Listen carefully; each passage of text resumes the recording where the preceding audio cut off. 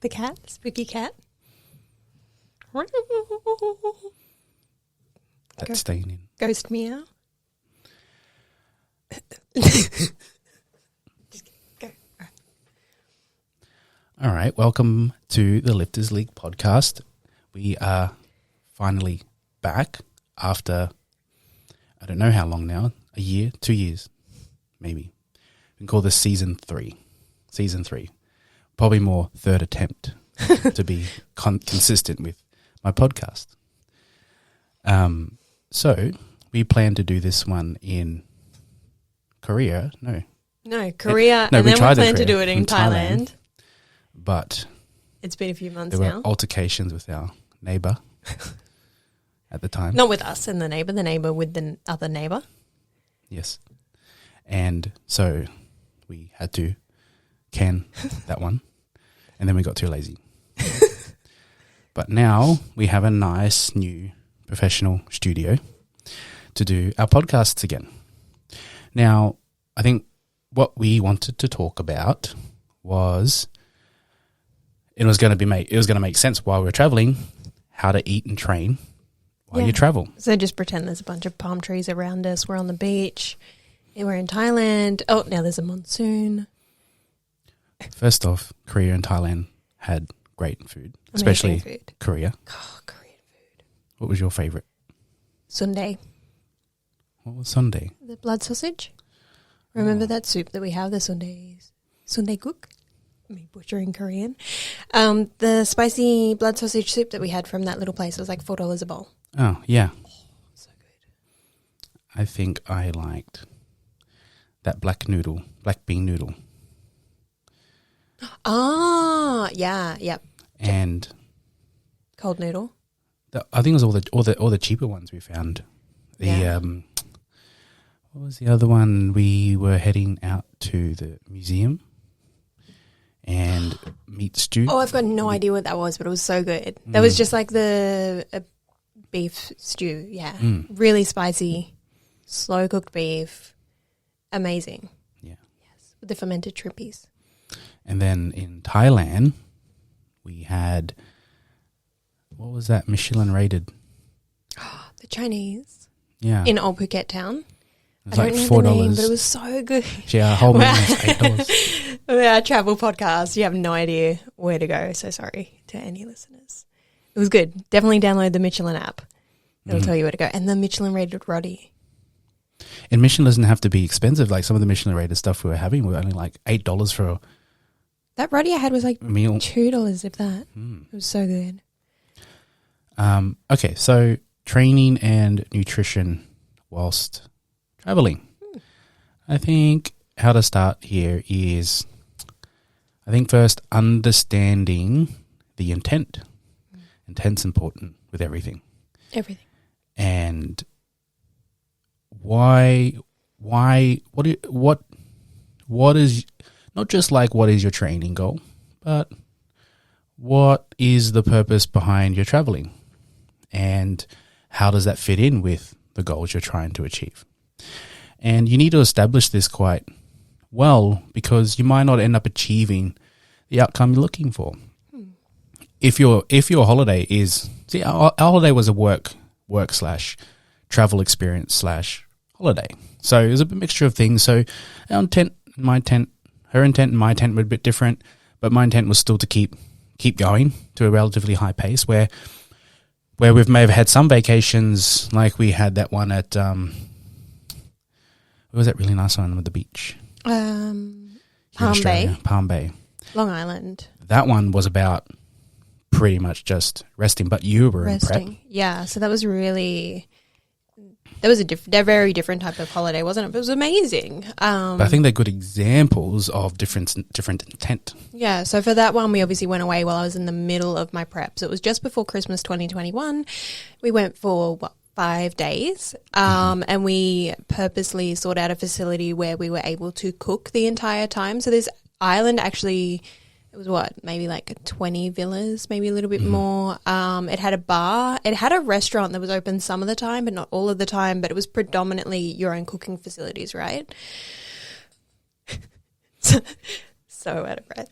So when it comes to that, I was in prep, so staying on plan with everything and cooking my own food was really, really important. I was lucky enough to tee it up with my coaches at the time to be able to take a few days off training and to get a refeed. So at least I had a little bit more in terms of calories in that period, but I still had to prepare everything myself, which meant that we then took all of our food across. We barbecued for breakfast, lunch and dinner, didn't we? It was Made a great. pizza. We made pizzas. We made friends with the chefs and sourced nice fresh ingredients that they were getting in. So it was a really good holiday. That's something we'd love to do again, even outside of prep, I think. Yeah. And there was our goal there was to take a break from, because work was intense. We just needed to stop work for a while. Prep was intense, and we kind of aligned. This is where good coaching can come in as well, where it's like timing deloads and refeed periods around people's lifestyle and people's life choices. Rather than picking an arbitrary number of deloads and refeeds after a certain period of time. It's sometimes best to make it sync up with what that individual's is doing. Yeah, well, it's also important for the social aspects of life as well, because it was really a time for us to reconnect, given the pressures that prep put on the relationship, work puts on the relationship, to actually step away from that and just reconnect as a couple, but still in a way that's still aligned with the long-term goal as well. So making sure that all facets of our relationship and our lives are looked after. Yeah, so that holiday was a little bit more rigid than normal people might consider. We loved it.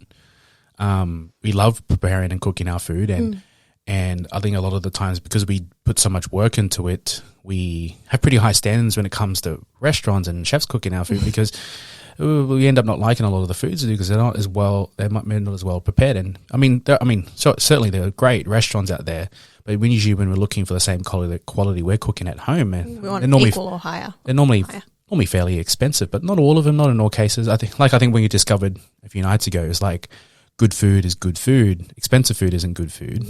Because good food comes in different price ranges and different locations, especially when we're traveling through Southeast Asia. There's some amazing food that you can get for less than $10, and it is really, really high quality.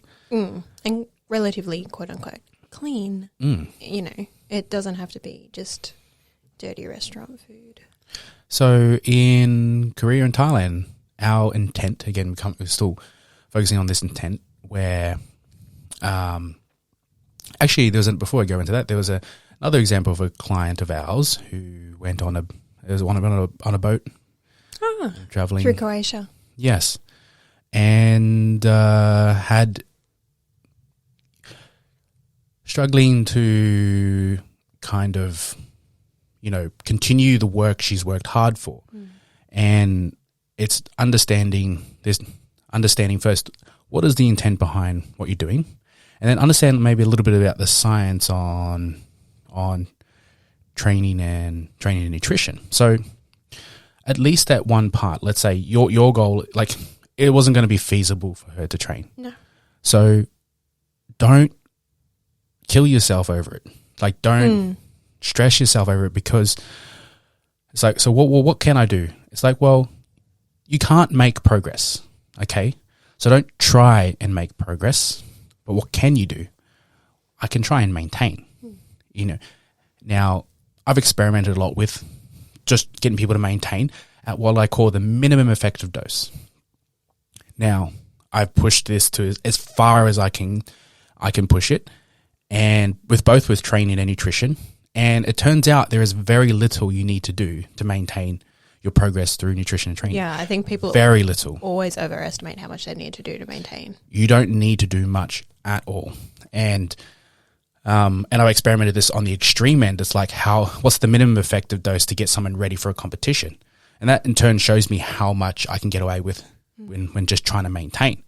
Because I've gotten people ready for powerlifting competitions and stuff with very little work. I mean, there's like a month period where we only did 3 reps of each lift. Like, that is it entirely. Three working sets for 1 rep. And we'll still hit a lot of the numbers we did. And I mean, at the time she was very experienced at what she did, so she was able to bring out that skill very quickly. But it does show how small a minimum effective dose really is. So here's another concept. progression takes a ton of work. If you want to make adaptation to the body, you have to stress the body hard. That is the way the body responds to that stress by adapting. And that adaptation is laying down more muscle tissue.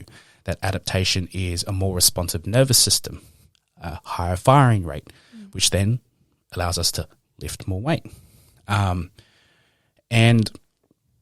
that's what we're trying to fight here. Now, when we maintain, again, to make progress takes a lot, to maintain takes very little. So in this case, she couldn't train. It's like, well, what should you do? It's like, do what is normally considered healthy. Well, okay, let's try and use some research to try and back up what I'm discussing here. It's like, okay, one of the leading, so it's like there's a lot of leading causes behind a lot of health issues, and nutrition, certainly one of them. But a big one, it turns out, more so than nutrition, is actually lack of activity. Sedentary people get sick more. Nutrition obviously is too, but if you let's say, look at comparing the two, it's inactivity. And okay, well, how much activity do we need to be to at least be healthy? Well, some of the research shows that incidental movements, let's say, and it's more not the amount of work throughout the day, but it's in one go, like a workout, but it actually shows more the amount of activity you do throughout the day. What is our incidental activity?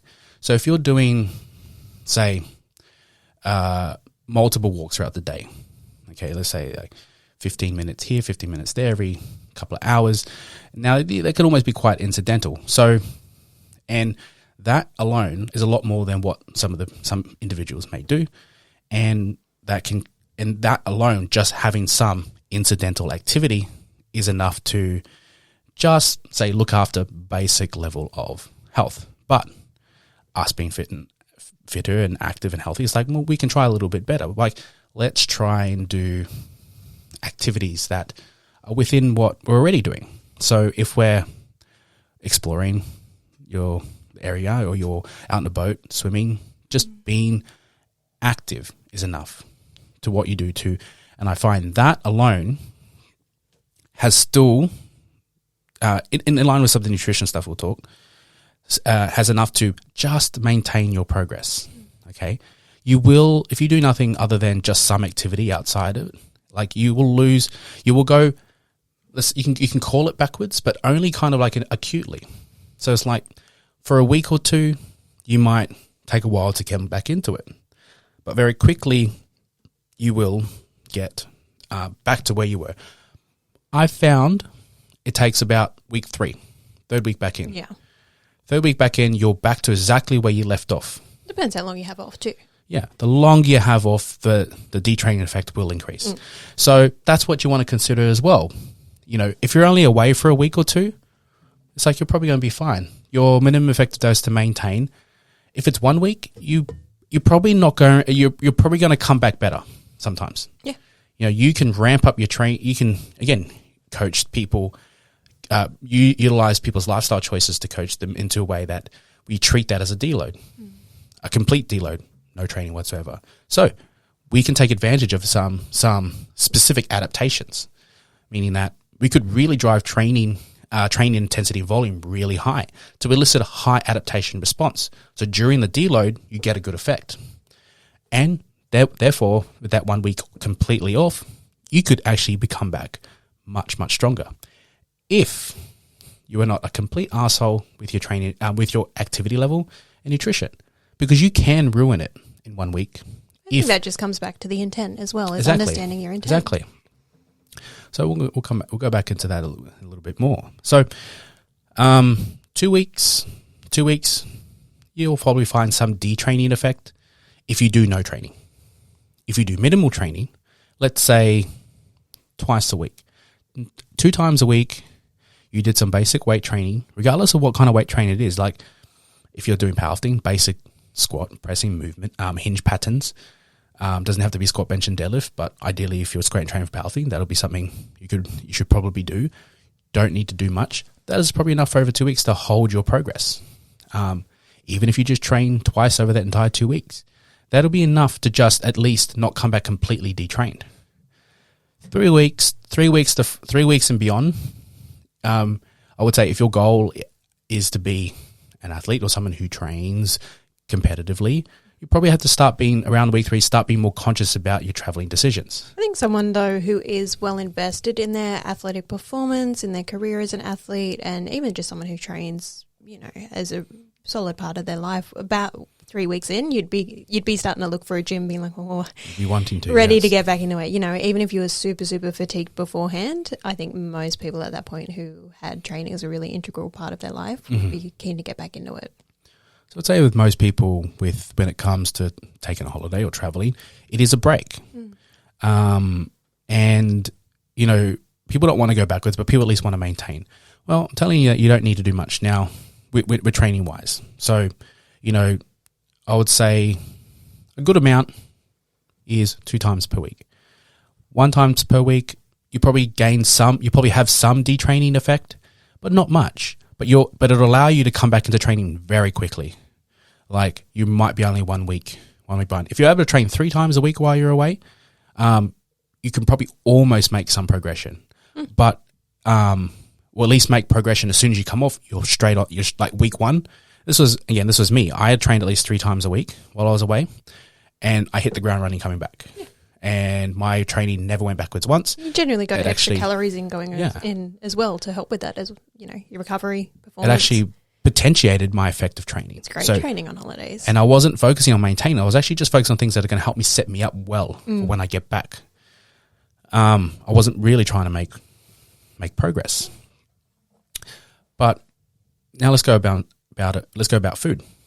So you have some examples with clients. Maybe. Well, yeah, if we go back to the 2 weeks on a super yacht in Croatia, we ran into the issue of she wasn't able to actually control the meals that were being served to her. 2 of the meals, breakfast and lunch, was a buffet style, and then dinner was somewhere on the islands that they were around. So what an incredible holiday, first of all.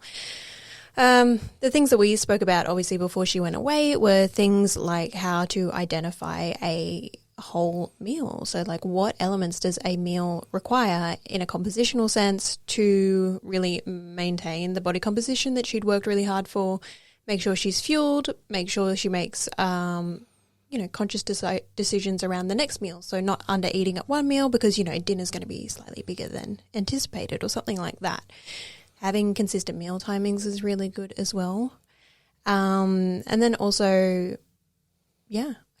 And then intent, I think, is a big one too. So, if you're not there to diet, don't diet. No.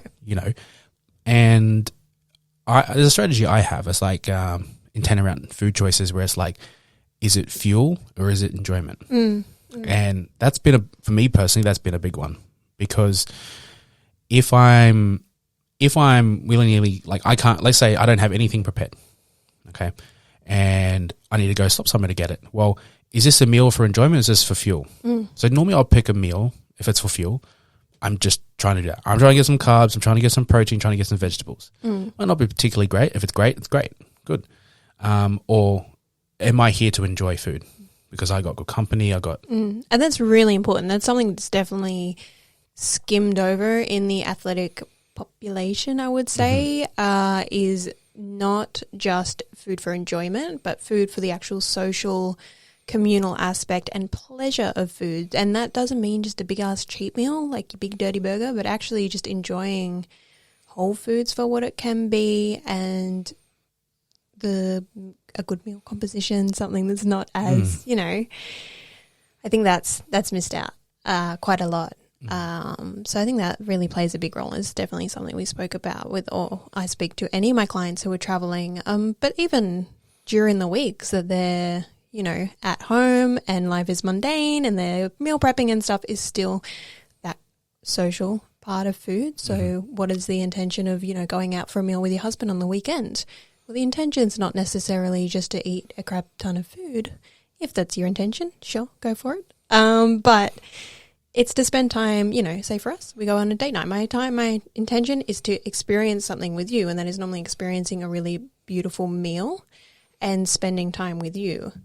So I think that's really, really important. And then being mindful of that. So actually sitting down to the meal, observing the meal, enjoying the experience, enjoying going to a restaurant, having a glass of wine, and taking it quite slow as well is really important. These are the things we begin to talk about before someone goes traveling. I think Korea for us was a really good example of this, where we had a fair few transition phases where we were like... Maybe just before we move on to Korea, we should say that client that went to Croatia, she came back and she had maintained her progress. And she also said to us that she was really, really happy with how she handled the trip and that she didn't have to sacrifice any social commitments, that she had fun. She was very comfortable with all the decisions that she made and she didn't regret it. I think that's what she said. She didn't regret anything. So even the nights where she had big nights, she went out drinking with everyone before the wedding, and because they were over there for a wedding. That was really satisfying to me. That's everything that I want as a coach, is just for a client to be able to enjoy life, still have purpose, intent, aim towards their goals, and then just say, I don't regret it, or I'm happy. And like, oh my God, it was so good. And this is like you just discussed previously, it's like, how does it's like, this is what a lot of athletes miss out on. And then there could be some athletes right now listening to this, where, such as myself, right, where either A, be complete meatheads, or all or nothing approach, and I mean, these are good traits for an athlete. The people who perform the best are usually meatheads who just work freaking hard and don't care about the risk because they just get the shit done. They work really hard workers. Okay. Now the all or nothing as well. Great. There's some great traits to that because they'll tick every freaking box, and they will exceedingly do well. Amazing. If they can sustain that level of intensity. Yeah. However, after me seeing full careers of professional athletes over a decade, numerous athletes over a decade period, things don't maintain that same level of intensity, and they go through quite a bit of a journey a lot of the times where the all is impossible. Because then when it's off, it's really off. And food is big like this, where if we don't establish an intent around food other than for performance, then where is people's motivation around food coming from? Where are their intents coming from? And what is their intent? Well, we can start to, we could start to respond in a way that's just indulgent. We don't really have any other gauge other than performance, so we might start gorging on more food, which I've seen in athletes start to develop binge eating behaviors, because nothing. I'm not all in, so I'm all off. So I'm here to just, and it usually comes with the personality type. It really does come with the personality type because if they're off, they're all off completely, and especially athletes get very addicted to a lot of the neurochemistry that comes with the all approach to training, getting a huge amount of dopamine for the amount of work that they're doing. And if they're not getting that, they're getting it from somewhere else. And so usually these all or nothing individuals or meatheads have addictive personalities, which then there's also you can dive a little bit deeper into their personality types and even these type of individuals have a even basic high susceptibility to even like recreational drug use because of the high sensitivity to various neurotransmitters. Again, this is I did a podcast on neurotyping with Christian Thibodeau on one of my other episodes, and we discuss a few things like this as well. But you can go with a personal example such as myself. So once I had established a better food relationship, but not food relationship like in say I had an eating disorder. And by far not had an eating disorder. There were some disordered things, but not socially disordered. And nothing that impacted my personal health and nothing that really impacted the people around me. So you couldn't really classify it as a high form of eating disorder, though it did impact my ability to perform in the long term, meaning that my approach to regulate my eating habits, such as, when I'm not on plan, well, my brain didn't know where to go. It's like, okay, well, I know I got to eat fuel, so I'll overconsume fuel.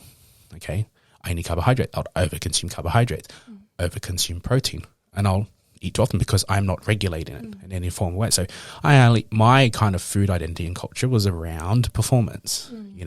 It served only a pure functional aspect, and so I'd only respond in that way. So I'd put on a heap of weight, and it was positively reinforced with increased levels of performance. Okay, didn't necessarily mean that was optimal for performance, because in the long run, I am going to perform better having a body composition that's going to support long-term performance. Being overweight for a long periods of time, or having a weight that isn't very functional weight, what I mean by that being fat, doesn't serve an athlete very well in the long term. And I'm not saying you necessarily have to be crazy lean, but we can say there's a functional range. There's definitely a functional range. And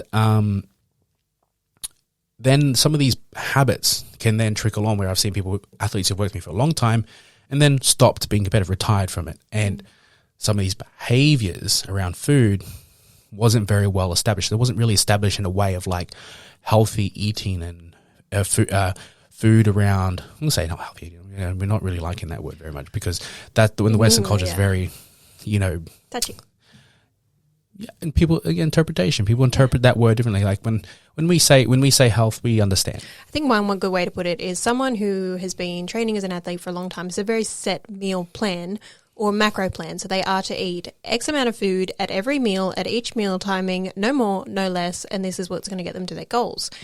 So by doing that, we actually pretty much bypass our hunger cues. So this is something that we then have to work on a lot when we move into maintenance phases, or phases that aren't, so intensive when it comes to actually eating on plan, is how do you actually relearn the communications of your body, because your body is extremely communicative with us. So, if we look at something like the hunger scale, it is a red to a green to a red system of where we should fall around a meal. And we begin to identify things. And I've brought this up with other athletes who can relate that when they are not eating on plan, they fall at like a 9 or a 10, which is that like overconsumption to the point where they feel sick.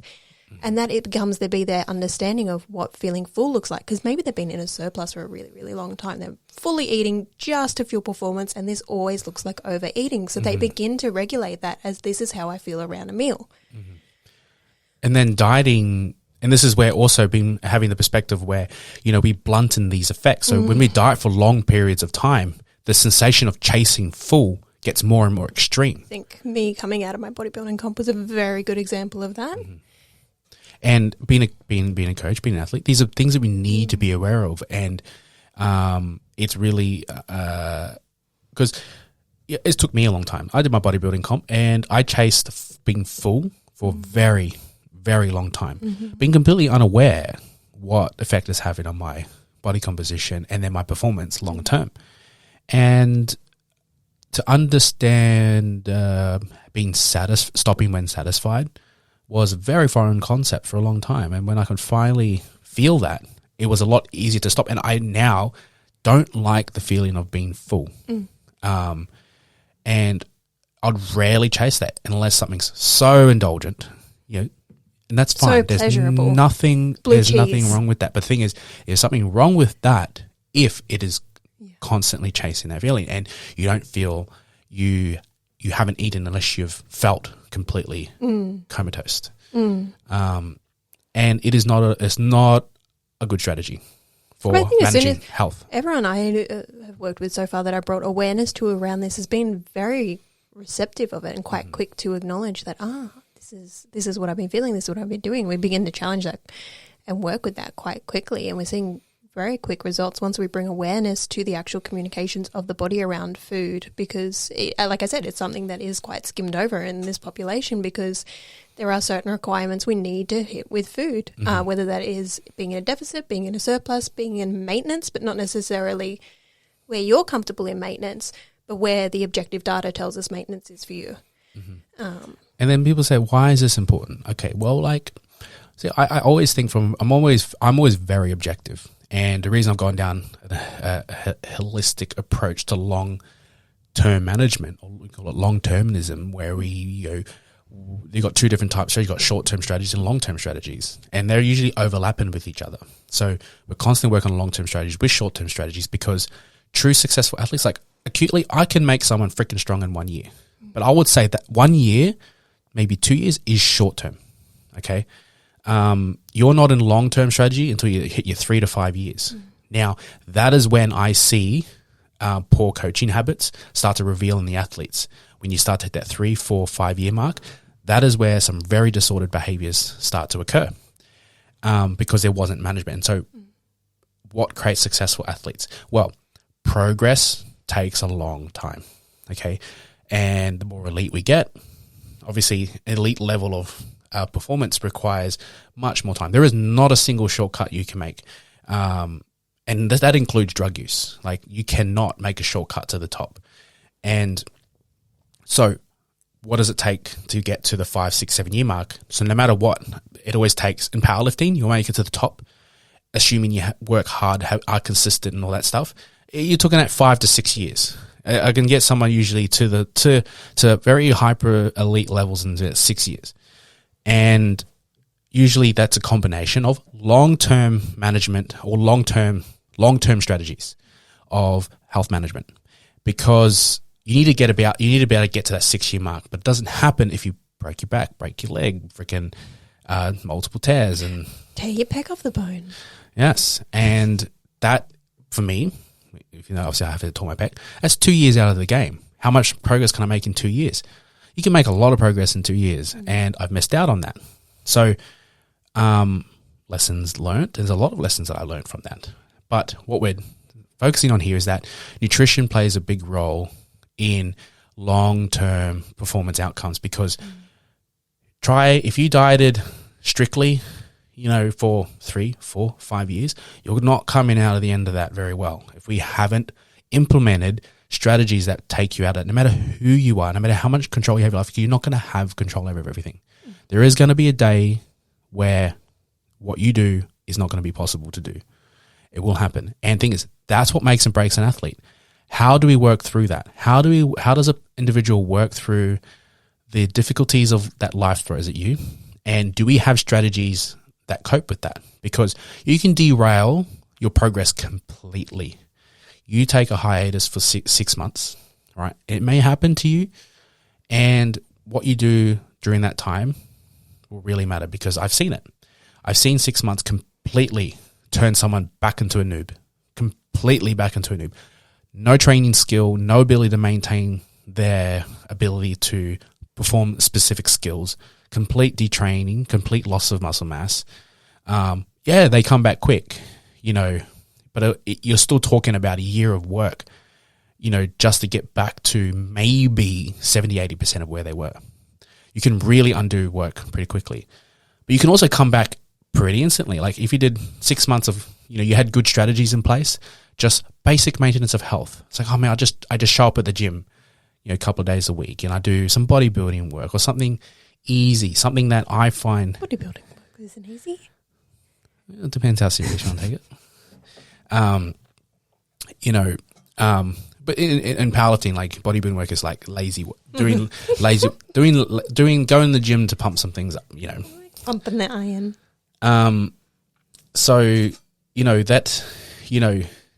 If you're just being active and you've had developed some good strategies around eating, again, this is an extreme case. But the thing is, these cases come on and off all the time. Everyone experiences life, and it's whether what you choose to do during those times and how you manage those times is what makes and breaks an athlete. So, people might put up excuses like, oh yeah, but I had this issue come up in my life, and that's why it's like, well, all the elite guys I've trained have all gone through the same issues. Like, and something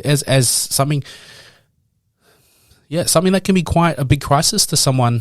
It's a crisis to both of them. Just one has different strategies than the other. And it doesn't mean they're not managing it very well. It's just different strategies. That's it. And some people will let their health go. You also have to be aware of those strategies. So that's where your role comes in as a coach, to teach people that, because it can't be left up to the client to know that. So we've gone on a bit of a I was going to say, getting back to tell Traveling. me your intention coming into Korea. So it was quite different for me than it was for Ruby. For me, I was getting ready for a competition. And it's a lot of people say it's like, don't let training be your identity. It is my identity. And I don't deny that. And if I don't have my training and don't have those things, there's a big chunk of my life gone. And so when I did have my pec tear, I couldn't train. I was very depressed. Very depressed. I was medicated pretty heavily. Oh, baby. So for some people, you go through the same things. Like, they make them reflect on life. It's like, oh, maybe I shouldn't put everything into it. I still put everything into it. It is, I do have some traits that probably aren't particularly. But there's also, like I said, it's also what makes some people successful. Now, this is me. I am different. So you can't put across. No, I can't. Very different. I can't put across what I do across to other people unless they are minded like that, and then I'll teach them how to manage it. Because some people want it like that. Anyways, my intent coming. So the reason why I mentioned that is because I hadn't been in a competition for a long time, and it is something I had been doing for nearly 12, 13 years.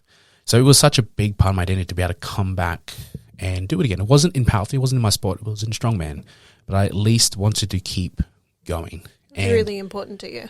Yes, it was important to me that I could, that it's more that I can keep doing something. And I found something that I could do, because I couldn't powerlift. But during this time, I have figured out how to powerlift again. That's another story. For another day. Or another tangent, we'll see. So it was very important to me that I keep up my training. So we did our research. When we were in Korea, it's like we had to look at. Well, yeah, that was another thing. Is tell me a little bit, because obviously I've done this as well when I was traveling by myself through Italy. But how did you go about finding a gym while we were over in Korea and found one that you wanted to attend? So yes, I had to do my research. I knew for the first week we were going to relax. So I still planned in my training. So I had to basically. What was our schedule, and where am I going to get my training? I needed to focus on. I didn't want to just do maintenance. I wanted to at least prepare my body for when I come back, and I at least wanted to work on some specific traits. Like, I'm not going to be able to adapt to a huge amount of stimulus, but I can adapt to some. It's like, what were some of my weaknesses? For me, it was like, I still had a weakness with stones. Okay, and this is actually going to be a great example because they didn't have stones there, but when you understand the science behind transference of exercises, we picked a few exercises that helped me, at least elicit some stimulus in there that would provide me a good base to perform well when I get back. And so we did our research and plotted out when I would train, and looked up powerlifting gyms in Korea. And you predominantly did that through Instagram, didn't you? Yeah. So strongman, I tried to look for strongman. There was only one that existed, and it was on an army base. It was on American army base. And then I tried to see if I could get on the base. But guys, I'm ex-military. And then I would try to see if I could contact their embassy and see if I can get a way in. And yet you could not. And I couldn't. Okay, so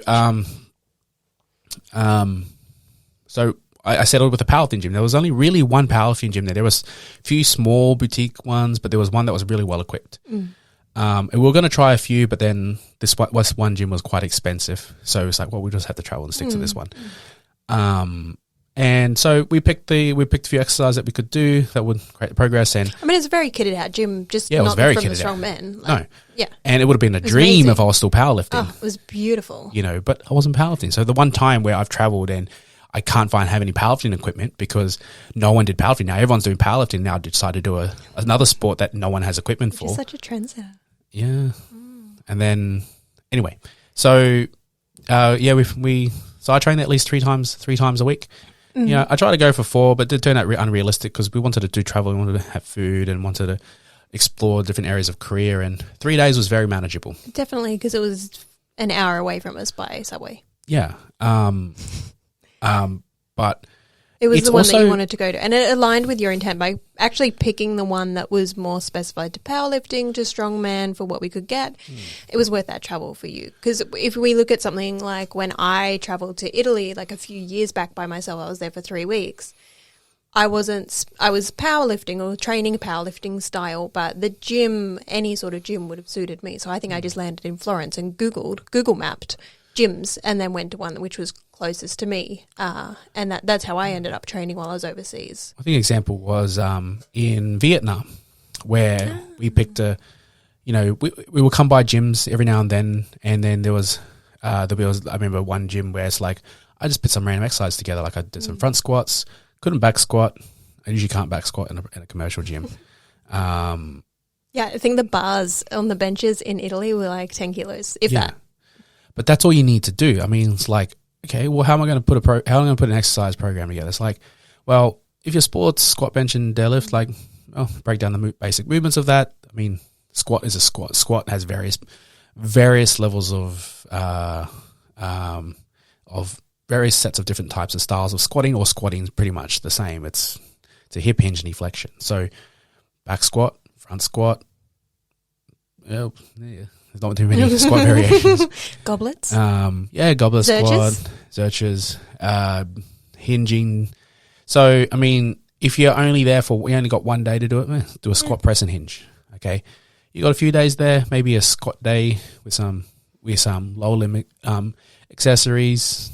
I usually like to suggest to people to do full body. You never know when you're going to get back in the gym again. Yeah. And it provides a broad spectrum of stimulus.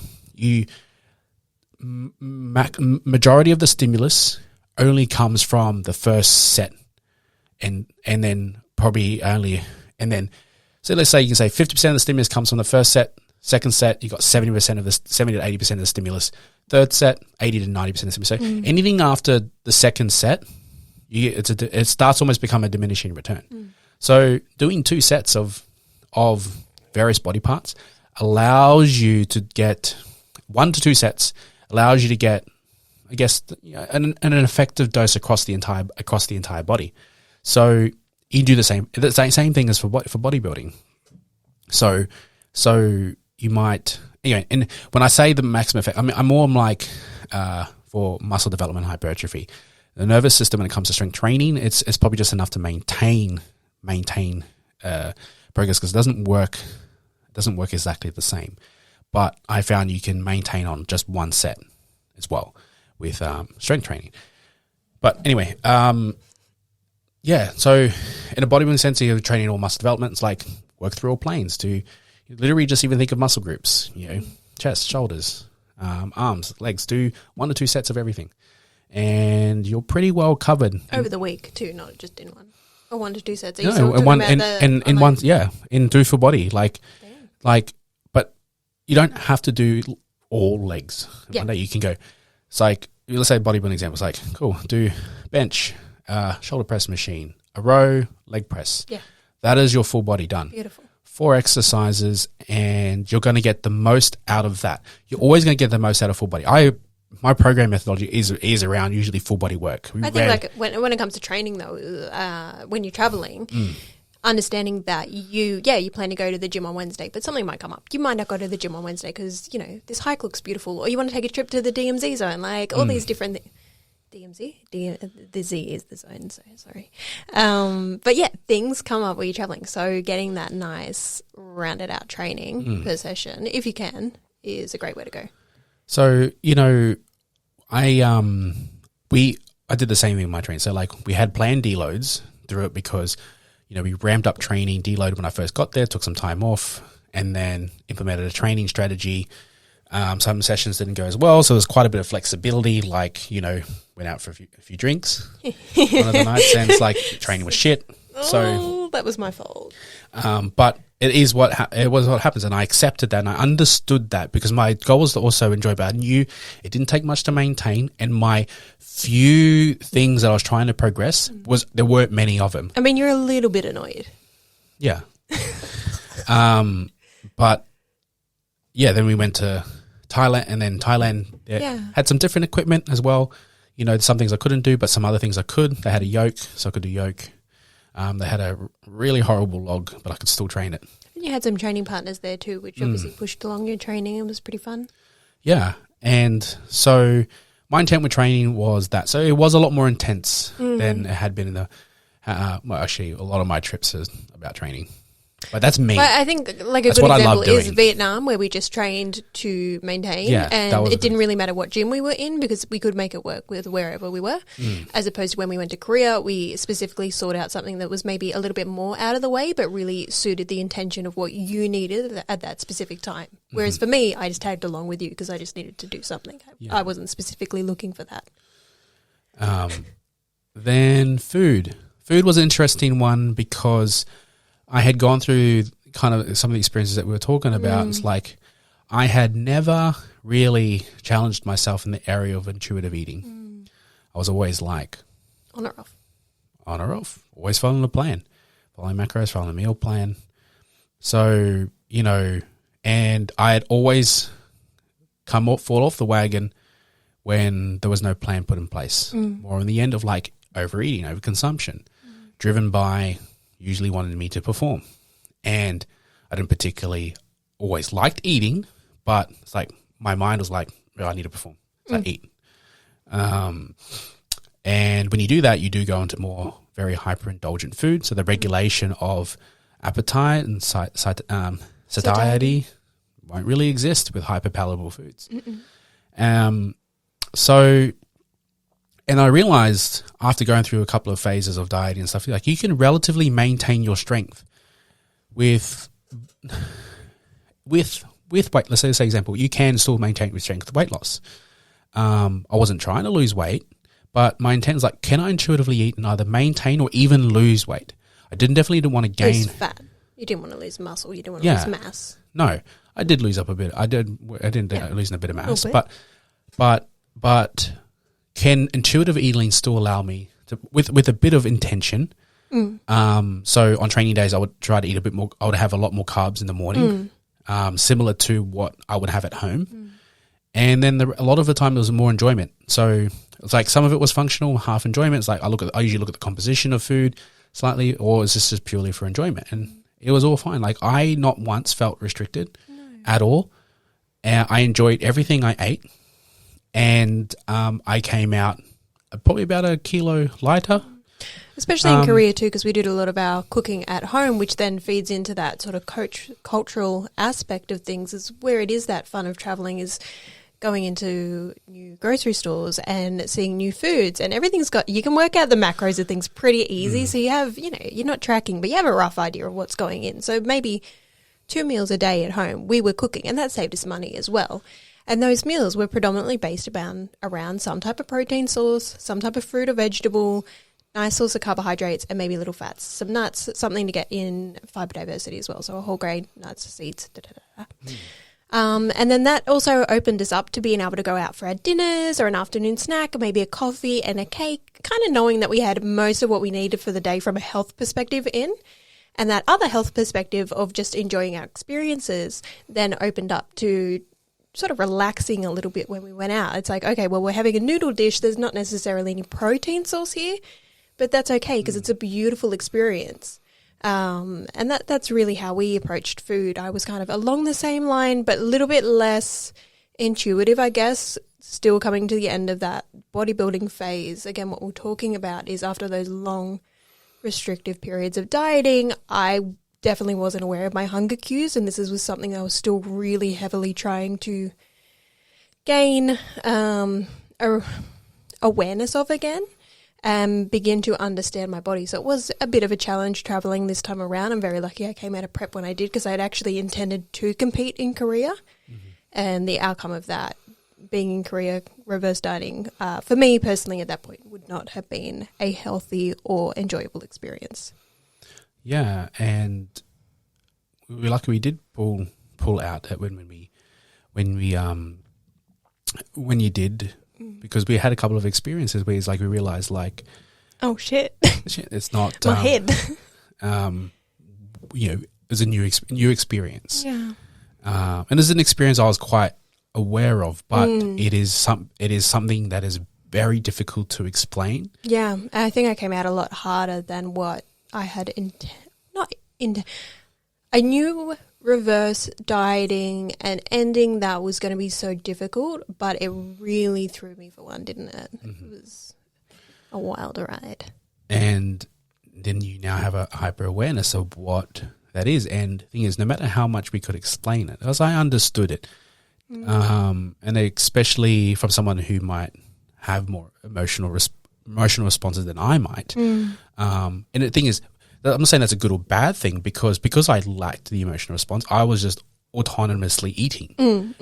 I didn't have an emotion to it. I just ate, and I put on a lot of weight, where it hit you a lot more emotionally, which is an area that, isn't particularly my area of skill, but I know the effects. Area of expertise. But I know the effects that it has on the mind.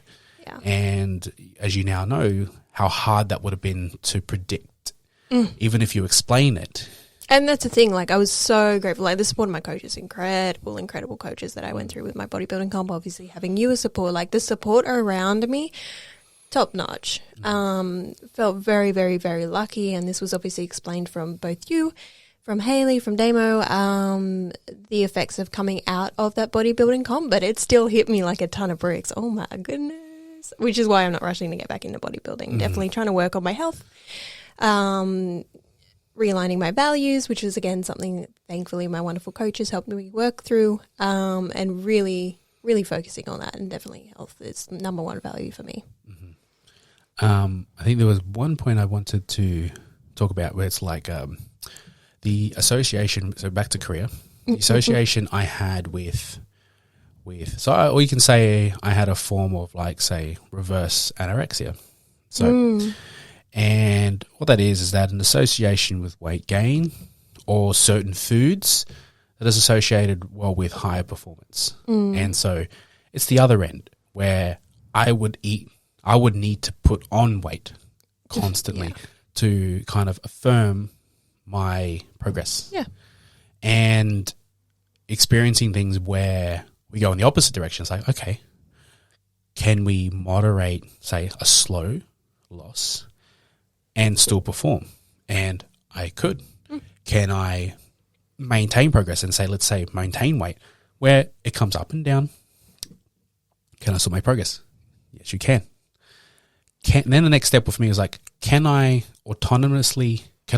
intuitively eat where I focus on food experience and basic healthy habits like meal construction, like how do I construct a meal, and fueling training. Probably should have carbohydrates before I train. Should probably have 3 meals a day. They're basic things. There are many reasons why I won't go into, but there are many reasons why you should have at least 3 meals a day. A lot of research, and just from experience, having people like you skip breakfast. Right, that usually doesn't set you up very well for the day. You get hungrier. You'd have a tendency to eat more indulgent foods, more hyper palatable foods, easily accessible, which then turns into overconsumption, especially if it's hyper palatable. So, eating in the morning helps regulate satiety throughout the day. Yeah, regulates energy throughout the day. Those fluctuations in energy will determine a lot about your food choices. Which also comes down to why we were, sticking with those couple of meals at home. And we normally eat pretty close to going out, even if we were going out for food as well. Have something that was more of a lean protein-based meal, some veggies, getting in everything there that would keep us nice and full while we looked around what we were going to have. And then we actually sat down to have that food experience. We didn't overindulge because we weren't super, super, super ravenously hungry because we'd held out on eating because we were going out for dinner. We had our food and then we went out and we were able to truly enjoy the experience. I'm just thinking back to that noodle. Do you remember the in the markets. It was the really quiet markets in Busan, and we had the noodles, and there was the guy next to us, and he was like cheersing us in Korean, and he was so gorgeous. Yeah. And they were really concerned about the spicy levels of those noodles. That was so fun. It was Korea. Okay, so maybe to conclude, takeaway points. I feel like we've been rambling a bit. Yeah, so let's pack it. Food intent, not just intent of food and training, but first off, what is your intent with that holiday? Okay, communicate that with your coach. Come up with a plan. Communicate it with your partner too. Yeah, people you're going away with. And what can you control? Yeah, you know. So if you can't control many things, like, well, assess your intent. Am I here to take a break, enjoy time with friends? Understand what you, again, if you're taking a break, it's like, well, a good basic intent would be, it's like, I'm just here to maintain progress. What can I do? Well, there's just be healthy. Move, eat well. How can you eat well? Eat well most of the time. Yeah. You're there to enjoy yourself. You're there to enjoy yourself, so enjoy food. Yeah. Okay. When you think of it like this, like enjoyment or fuel. You know, that's what you I can do. get a bit of a mix as well. Yeah.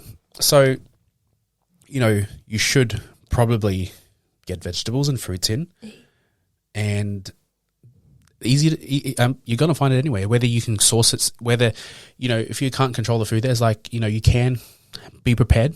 You know, there is some preparation you can do. You can, you know, it's also just being aware. Like, say you have a buffet. Let's say there is a buffet of food, say that, and like, you can be aware about your choices. Like, you're going to see the foods you really want to have, but you can probably also eat some fruits and vegetables, seafood, as well as to still enjoy chicken, the food you want to proteins.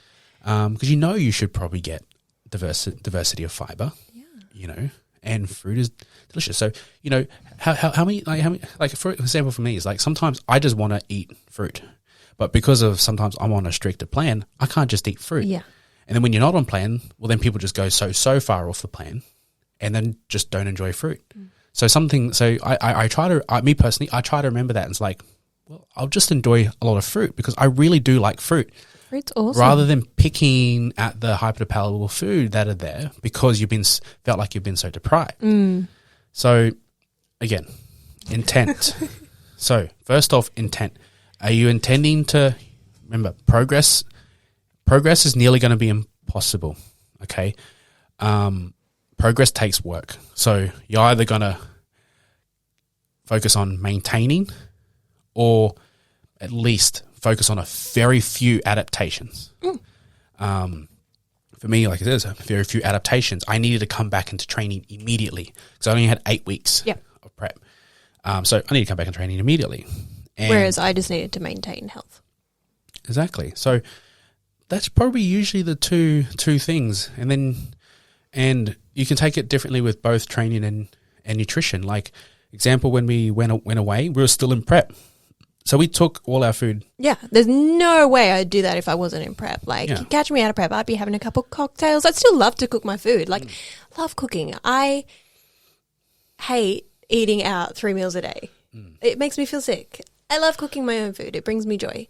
But there'd definitely be some of those restaurant meals. There'd be a few more drinkies in there. But that, at the time, just wasn't feasible with the goals that were in line.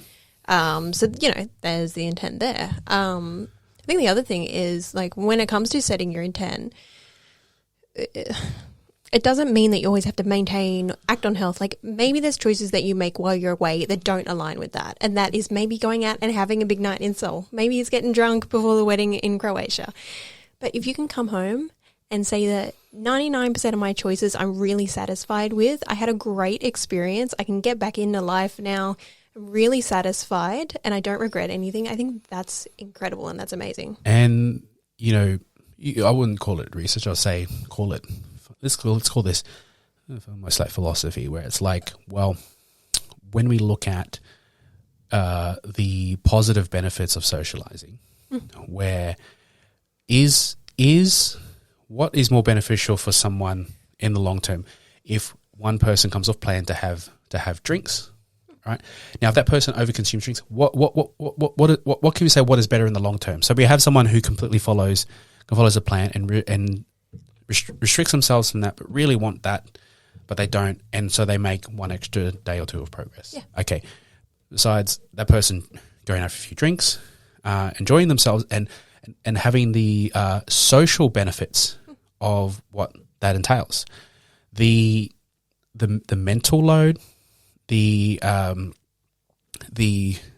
reduction of maybe of anxiety, but some people again might not be that situation might make them anxious. So again, it is contextual for the individual, but and the goal, yeah. But also maybe it's something we work through in terms of their anxiety and mediating that.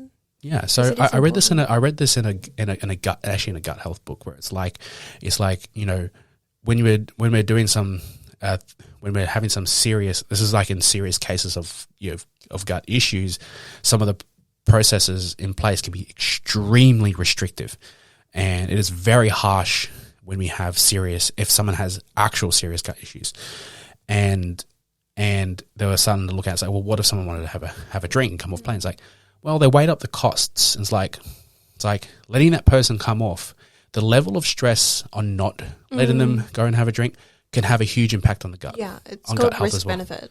Yeah, so the cortisol and anxiety and the sadness that comes from not doing that can have health implications on the gut as well. Now, I'm not saying this with definitive proof. This is, I guess, it's case by case. And it doesn't always have to choice. revolve around alcohol either. No, This is but that's just an an example where people place something on alcohol as well. But yeah, that's an example. We're doing a great job of summarizing. Summarize. Haven't intent. Yeah, that's summary. Intent. What is your intent? What are your goals? And have basic education around health, basic understanding around training, and when I've explained to people how little it takes to maintain and constructing an intent, that person always comes out really well. So I think that's the main takeaway. That'll be the main takeaway there. Do you understand the takeaway? Yeah. Okay. Then we are done. Great. Thank you for having me on. You never introduced me, by the way. This is my wife. Hello, Mrs. Cook. Are you saying hello to me, Mrs. No, I'm Cook? saying you should say hello. Hello, Mrs. Cook. Thank you. Thank you. All right.